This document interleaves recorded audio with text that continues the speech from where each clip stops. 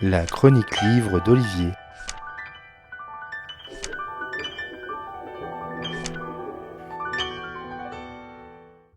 Un dossier criminel ne meurt jamais. Tant que l'affaire n'est pas considérée comme conclue, ou encore qu'un juge ne classe pas l'affaire, elle est toujours ouverte et sujette à investigation.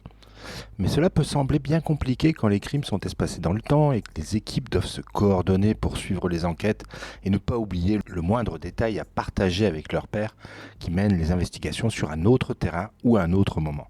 Mais il faut savoir que les forces de police font fi de ces obstacles pour poursuivre la quête de vérité et profiter d'un nouvel épisode tragique pour relancer l'affaire. La mort dans l'âme, troisième volet de la trilogie écrite par Mathieu Le Cerf et paru chez Robert Laffont dans la collection Bête Noire et dans cette veine. Paris, automne 2019, le corps d'une femme est retrouvé sur une péniche. Détail macabre, la pauvre victime n'avait plus ni paupières, ni ses tétons.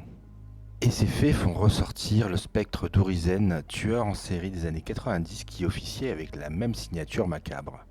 C'est le commissaire Manuel de Almeida, alias Mani, qui est chargé de l'enquête et va mobiliser toutes les forces de son entourage, à commencer par Chris, son frère journaliste d'investigation et romancier, mais aussi Esperanza, sa collègue de toujours.